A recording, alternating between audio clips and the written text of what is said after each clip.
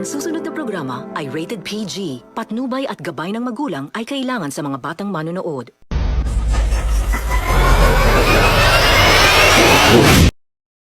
Hi everyone, I'm Makisha Margaret de Almorato, but you can call me Aki for short.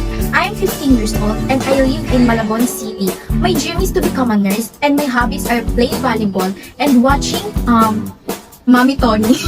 Good day everyone, my name is Samantha Nicole Laca and you can call me Sam. I'm 16 years old and I'm from Gente de Leon, as well as one of my favorite hobbies is crafting, and my goal in life is to be a nurse. Good day everyone, my name is Kelly C. Casual, you can call me Tia for short. I am 15 years old from San Venezuela. My hobbies are singing, dancing, acting, and I'm also playing guitar. My goal is to become a nurse. Hi everyone, I'm Franz Valerie Escornia, but you can call me Franz, and I'm currently 16 years old. I live in Limunan, Valenzuela City, and my hobbies are watching animes and drawing landscapes. And I think the goal that I really want to achieve was to be financially stable to support my mother and my own family. Hi everyone, I'm Ria Dinabag and you can call me Ria. I'm 15 years old from Abando, Bulacan. My hobbies are singing and writing. And my goal in life to be a medtech and successful in life. Hi everyone, my name is Juana Marie V. Reyes. You can call me Juana and I am 17 years old. I'm from Malinta, Valenzuela City. And goal ko ay maging nurse and to be successful in life. And ang favorite hobby ko siguro ay mag-basketball and mag-chess. Everyone, my name is Maricel Numari Balula, but you can call me Kid. I am 16 years old and I'm living in Malinta, Valenzuela City. My hobbies are playing basketball, I also do swimming, and watching movies. My biggest passion is playing drums, even though I can read notes. Ako po si Jerome Silvio, 15 years old. Ipinanganak noong September 15, 2010. Ang hobbies ko ay maglaro ng online games. Nakatrap pala ako sa Sebastian Street. Hi, my name is Jacob Mencevilla. I am 16 years old. I am from Valenzuela, Ugong. My hobbies are mostly playing guitar. I also work out, I play chess, and I watch movies as well. Hello po everyone, ako po si Cargiano Pagtama. Marami nagsasabi ng pagkahawi kong ex-PBB hospital si Paring George Ogesuya. Hero lang. So you can call me Carl or Jelly, either of those two. I was born in January 17, 2010. And my hobbies are cycling and buy and sell and doing the things that it will make me fun.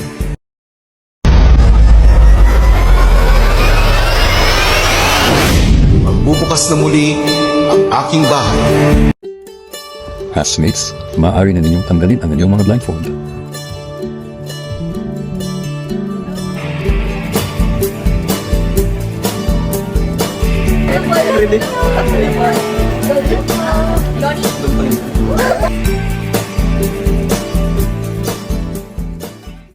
Marky at Jacob, maaari bang magtungo sa confession room?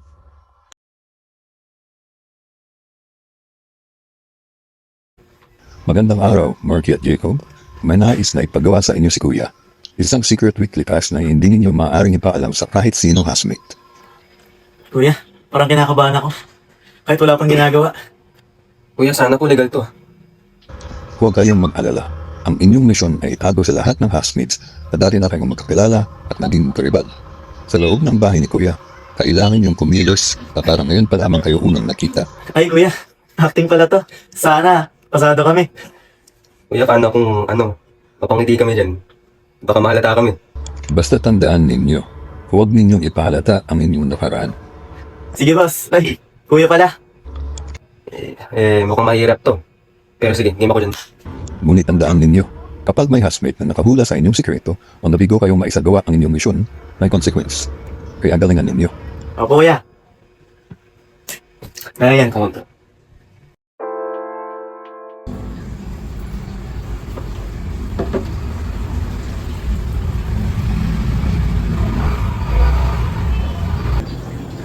Okay, okay ka lang ba? Narinig mo today. Huwag naman sa akin, inisip lang ako. Sure ka ba? Pwede mo naman sabihin sa akin, hindi mo naman kailangan sa sarili mo.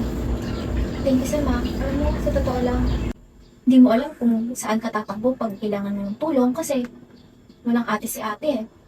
Pero alam mo sa, ikwento ko lang sa iyo yung nangyari sa akin nung grade 7 ako. Ang dami kong pinagdaanan noon. Pumapasok ako sa school pero alam mo yung ginagawa ko sa school, iyak ako. Hindi ako kumakain, sobrang payat ko. Wala akong ganang makipag socialize sa tao. Alam mo yung parang, yung inisip ko lang, problema, Yung parang akala ko na nagmamahal sa akin. Yung halos araw-araw, naiisip ko na lang na ano pa kayang magagawa ko sa buhay na to kung ito na lang palaging iniisip ko. Alam mo, Afi, grabe pala yung pinagdaanan mo, no? Pero thank you kasi may tiwala ka sa akin para sabihin yung mahirap na pinagdaanan mo. Pag may nakikita ko mag-isa na parang nalalat out siya, ginagawa ko, gusto kong kamustahin, lapitan, kasi ayaw ko ma-feel niya na mag-isa siya, na walang nakakaintindi sa kanya. Alam mo, Sam, thank you ah. Ang sarap pala sa pakiramdam pag may nakikinig sa'yo. Ano ba, walang maliit na bagay lang yun anytime. Grabe, ang boring. Wala akong mapagawa natin si Kuya. Kaya nga eh, tara laro. Alam niyo yung yung laro na who's most likely to? Yung trending ngayon? Oo. Tara laro, tara. Okay. Ako muna. Who's most likely to cry during a sad movie? Okay. 1, 2, 3, go! Oh, sige, ikaw na. Uy, hindi naman ako masyadong iyakin. Medyo lang. O sige, ako naman. Who's most likely to stay up all night just to play online games? 1, 2, 3, O, sige. Ako na. Wala daw dyan. Go. Next. Who's most likely to give everything turns out? 1, 2, 3, go. Bakit naman ako? Kasi halata talaga namin na parang tinatago mo lang yung mga problema mo. Sa totoo lang, kasi simula dati, asa ako sa pamilya ko, ganun. Pero habang tumatanda ako, na-realize ko na hindi lagi nandyan sila para sa'yo. Kaya, ayun, nasanay na lang din ako lagi na mag-isa ako. Mas okay na sa akin na sarili ko na lang yung kinakausap ko o iniintindi ko. Kaya siguro ganun. Pero yung current situation mo, okay ka naman ngayon? Okay naman. Okay lang. Tara, laro na lang ulit tayo. Okay. Who's most likely to miss an opportunity because of circumstances? 1, 2, 3, go. Ikaw, ako na. Aminado ako na. Kasi, nung elementary kasi ako, lagi ako nahihimatay. Lagi akong, sumasama sa mga extracurricular activities. Tapos, nung grade 1 ako, sinabi ng mama ko na mag-stop muna ako na sumali sa mga laban. Kasi, parang naapektuhan yung health ko. So, ngayong high school na ako, senior high, pwede nang, kasi medyo umokay naman na yung makiramdam. Oo, yung health ko. Okay. Next naman ako naman. So, who's most likely to have trust issues? 1, 2, 3, go. Ikaw. May grabe naman din ng trust issues siguro. Parang building your walls up higher than before. Kasi siguro lang naman tayo nakaranas ng ma-betray, di ba? So like parang, gano'n na, life goes on. Okay. Ang ganda pa ng mag-grant sa isa't isa, kasi nakakatin yung mga pagganyan. Tsaka mas nakilala natin isa't isa. Pero at least ngayon, parang alam na natin yung sitwasyon or background ng isa't isa. JR, napansin ni Kuya na medyo tahimik ka sa loob ng bahay. Kumusta ka naman? Opo, Kuya. Nung bata po ako, mahilig po ako sa online games. And may nakakalaro ako ng malalakas na player. Na-inspire po ako mag-improve doon. Hanggang sa sumasali na po ako sa tournament kasama mga kaibigan ko. Kinuha po akong roamer dahil kulang po sila na lineup. Madalas po kami matalo, pero bawat talo na yun, may natutunan po kami. Ano ang pangarap mo, JR? Pangarap ko po maging successful sa buhay para po masok kaya ang sakripisyo ng pamilya ko. Kahit madaming pinagdadaanan, kakayanin ko po para lang sa pamilya ko. Magandang simula ang pagiging totoo sa sarili mo, JR. Huwag kang matapat na lumapit sa iba. Baka isang simpleng, hi, lamang kailangan para makabuo ka ng bagong kaibigan. Salamat po, Kuya. Susubukan ko po maging open at makasama sa mga aso.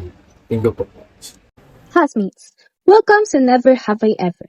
Kapag nagawa niyo na ang sasabihin ko, ibababa niyo ang isang daliri. Ready? Ready! Never have I ever nagkaroon ng crush sa same gender. Juana, gusto mo bang mag-share? Sige na nga. Nung bata kasi ako, I had a crush on someone of the same gender. I think it was just part of discovering myself while growing up. And sa ngayon, what matters the most is to become a nurse. Kasi I have relatives who struggle to get a proper medical care in this economy.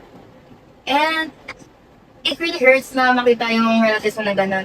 And wala kang magagawa since student ka pa lang. And that's my reason why gusto ko maging nurse. Salamat sa pagiging totoo, Juana. Next question.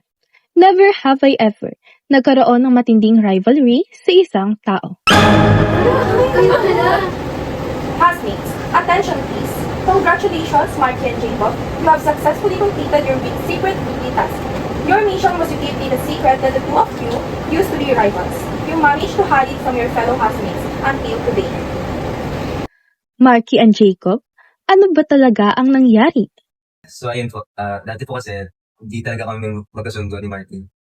Lagi kami nagiging competitive sa isa't isa. Pero habang tumatagal naman, natutunan namin ayusin at pag-usapan yung mga problema namin sa isa't isa. So, sa isang sa mga experiences ko dati, ay sumali po ako sa isang organization, nag-volunteer po ako doon sa Red Cross Youth Organization. At doon po, mas natutunan po maging disiplinado at mas naging responsable po ako doon. At dahil doon, mas naging porsigido po ako sa pagiging nurse ko. Kaya, ngayon, balang araw saan magamit yung mga natutunan ko at makatulong sa mga taong nagawailangan. Sa akin naman po, yung experience ko naman po. Isa po to sa experience ko na pinakagigat at pinakamasakit. Noong iniwan po kami ng bunso kong kapatid noong 2023. At nangyari po ito noong birthday ko pa mismo. Dahil po dito, tinurukan po ako na itong maging matatag at maging malakas. Kapag naman po sa rivalry namin ni Jacob, napagtanto ko na po na hindi ito magbubunga hanggang di kami nagtutulungan. Pangarap ko yun po maging dentist para makatulong ako sa mga nangangailangan ng serbisyong pang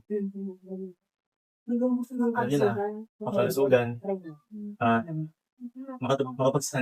magbigay ng tulong sa mga nangangailangan.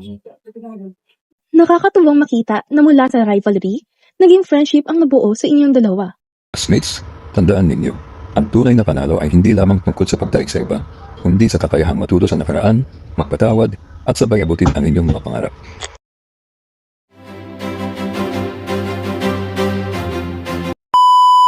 Dalawang puntos po para kay Akeisha kasi minsan po ay nakakalimutan niya po yung mga house chores at isang puntos po para kay Carl dahil ang upo ng mga jokes. 2 puntos po para kay JR kasi hindi po siya marunong makihalubilo sa ibang housemates. And 1 puntos po para kay Carl kasi dahil po siguro sa behavior niya po. 2 points po kay Carl kasi hindi po siya marunong makisama. 1 point po for Akeisha kasi hindi po siya aware sa mga nararamdaman ng iba. 2 puntos po para kay Carl dahil hindi po siya marunong makisama. At 1 puntos naman po kay Akeisha kasi po tamad po siya at hindi po siya tumutulong sa mga gawaing bahay. 2 puntos po para kay Carl kasi po ang hirap niya po minsan pakisamahan, and 1 puntos naman po para kay Akeisha kasi po may times po na ang hirap niya po lapitan lalo na po pag nagsusungit siya. 2 points po kay Carl dahil I find his joke very offensive po, and 1 point kay Akeisha dahil wala pa po kami interaction sa house. 2 puntos po kay Akeisha kasi medyo intimidating siyang lapitan. Tsaka 1 puntos po kay Carl kasi medyo tamad po siya sa bahay. 2 puntos po para kay Carl dahil hindi po kami nagkakaintindihan. 1 puntos po para kay JR kasi po nafe-feel ko nahihirapan pa siya makipag-communicate at makisama sa amin. 2 puntos po para kay Akeisha dahil nagkaroon po kami ng misunderstanding. And 1 puntos po para kay JR kasi po hindi po siya marunong makipag-communication sa mga housemates. Housemates, bago natin ipagpatuloy ang eviction night, maaari bang magtungo si Carl sa confession room?